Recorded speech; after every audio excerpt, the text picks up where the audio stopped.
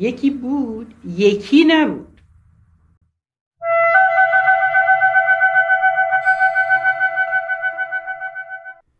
بعضی زنها فقط زندگی نمی کنند.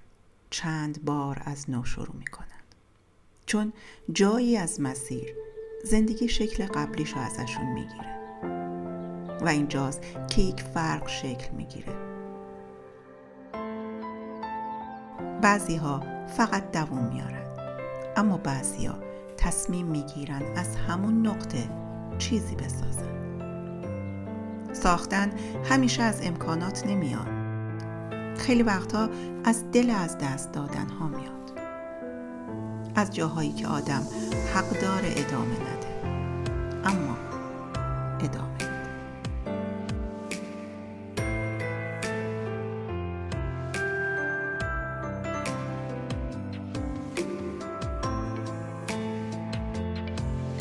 بانو توران میرهادی،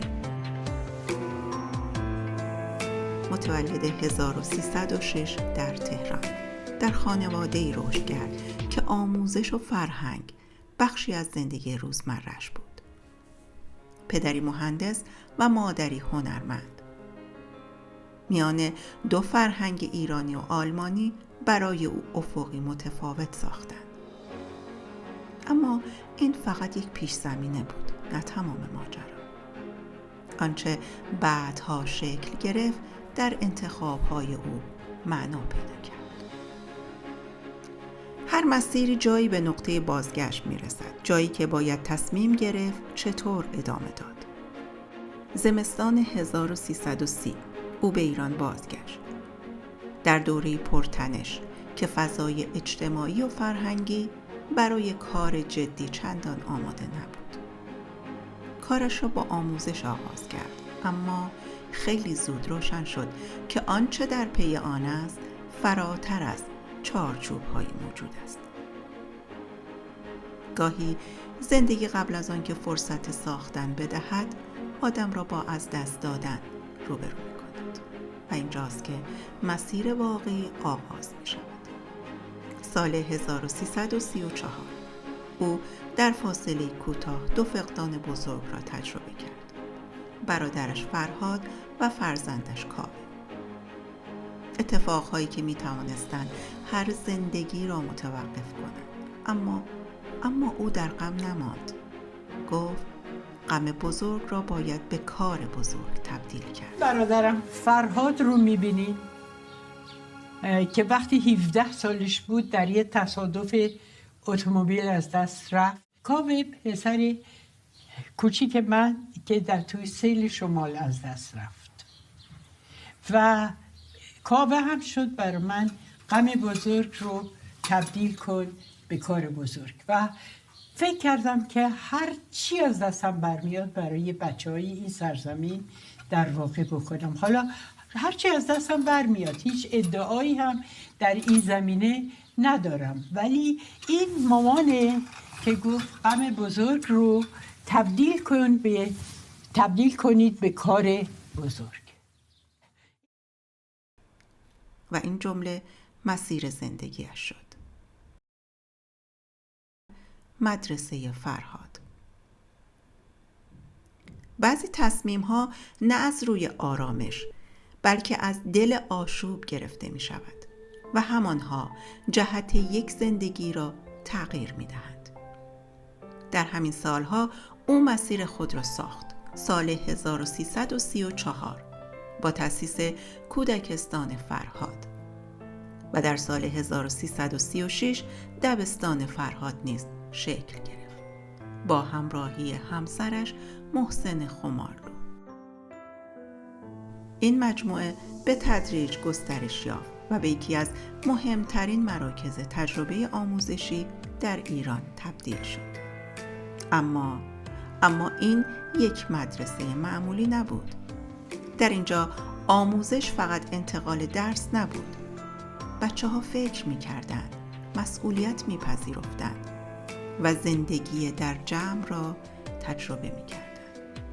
نمره محور اصلی نبود و رقابت جای خود را به همکاری داده بود. مدرسه‌ای که ایده‌های تازه آموزش پیش از آن که رسمی شوند در آن تجربه می شد. بچه‌ها رو انقدر شجاع و آزاده بار می آوردن که نه کسی از کسی می ترسید، نه حساب می برد، نه به قول توران خانم رئیس و مرئوسی در کار نبود. مدرسه فرهاد و پیدا کردن روش جدیدی که بتواند بچه ها رو از اسارت نجات بده در تمام این مدت، این فرهاده که پیش من هست، تو دلم هست، تو مغزم هست. وقتی یک نگاه به اندازه کافی شکل می گیرد به نهاد تبدیل می شود. در سال 1341 با تأسیس شورای کتاب کودک، ادبیات کودک در ایران رسمیت یافت. بانو توران میرهادی در هدایت این مسیر نقشی محوری داشت و این تلاش‌ها به شکل گیری نهادهای انجامید که این نگاه را تثبیت کردند. از جمله کانون فرهنگی کودکان و نوجوانان، جایی که برای نخستین بار کودک به عنوان موضوعی جدی در فرهنگ در مرکز توجه قرار گرفت. فرهنگ نامه. بعضی کارها نه برای امروز بلکه برای سالها بعد آغاز می شود. بزرگترین پروژه او فرهنگ نامه کودکان و نوجوانان بود. اولین دانشنامه بومی برای کودکان ایرانی. پروژه‌ای که بیش از 38 سال ادامه داشت با همکاری صدها پژوهشگر و به صورت داوطلبانه. اما مهمتر از عددها نگاه پشت این کار بود. او می‌خواست کودک ایرانی دنیا را از نگاه خودش بشناسد و این مسیر پس از او نیز ادامه یافت. چه قشنگه. هممون داریم فکر میکنیم که چه میتونیم بکنیم کار فرهنگنامه رو سریعتر پیش ببریم. بعضی زندگی ها با پایانشان تمام نمی شوند، ادامه پیدا می کنند. بانو توران میرهادی بیش از 60 سال در آموزش، فرهنگ و ادبیات کودک تلاش کرد و در این مسیر به چهره‌ای فراتر از مرزهای ایران تبدیل شد. او در سال 1395 درگذشت، اما آنچه از او باقی ماند فقط نهادها و کتابها نبود، بلکه شیوه‌ای از ایستادن بود.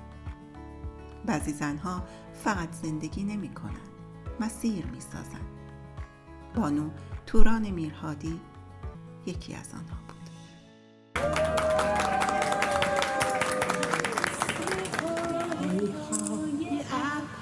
در هوا سرورم نه ستارم نما، من فقط کبوترم، نکتلای با نقره منم. با مهر در کنار تو هستم. با من همراه